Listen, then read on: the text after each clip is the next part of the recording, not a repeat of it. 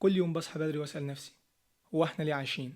علشان نشتغل ونجمع فلوس وبس، ولا في حاجة أكبر من كده؟ يلا نبدأ يومنا. بصراحة الفترة الأخيرة بقيت حريص جدا أصلي الفجر والصلوات كلها في المسجد، هو ده الأصل. والسبب الرئيسي حاجة أثرت فيها جدا، لما قرأت عن آخر أيام سيدنا محمد صلى الله عليه وسلم عرفت إنه عانى قبل الموت من شدة المرض والحمى اللي أصابته، ومع ذلك كان بيجاهد نفسه في كل فرض يدخل يبرد جسمه علشان يقدر بس يروح المسجد. كل ما افتكر ده بستصغر أي عذر كنت بقوله لنفسي، الجو برد، أنا تعبان، الوقت ضيق، النوم حلو، واقول لنفسي لو انا فعلا بحبه المفروض امشي على طريقه، ولو انت فعلا صادق في محبتك فصدقني ربنا يمنحك الوقت والجهد والتوفيق. خلصت ورجعت البيت، نمت شويه، قمت جهزت فطار خفيف اول مره اعمله، فرصه نعمله مع بعض، واللي هيكون عباره عن شرايح الخبز بالعسل والزيتون وجبن الماعز. هجيب اول حاجه شرايح العيش دي، ارصها كويس على شبكه الفرن، ادهنها زيت زيتون من الجهتين، واختار جهه ادهنها بالعسل مع شريحه جبنه ماعز، وادخلها الفرن على 180 درجه لمده 5 دقائق، ولغايه ما تجهز ممكن نعمل شاي بلبن او اي مشروب بتحبه. وخطوه اضافيه من عندي، اقطع كام قطعه بطيخ، مش عارف هتكون تمام معاهم ولا لا، بس خلونا نجرب. دلوقتي الاكله جاهزه وريحتها حلوه جدا، والصراحه طعمها احلى، انصحكم تجربوها. دلوقتي الجو حلو لسه مش حر، فقلت افصل وافتح الشباك واقعد شويه اعمل كام حاجه. والصراحه الفتره الاخيره بدات اسال نفسي كتير،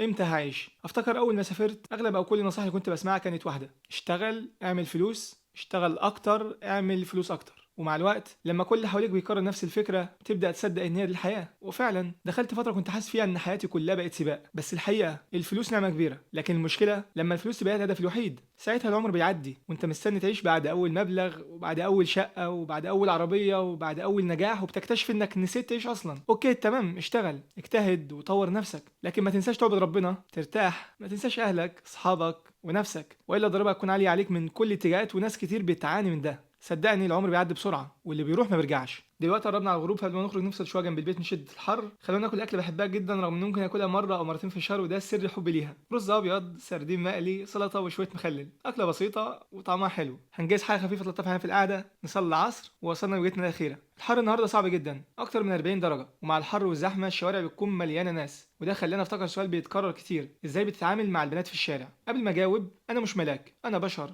بغلط وبضعف وبرجع اتوب، لكن اللي بحاول اعمله هو جهاد النفس قدر الامكان، خصوصا بعد اول نظره. بسال نفسي سؤال صغير: هل الحاجه دي تخصني؟ هل هتنفعني؟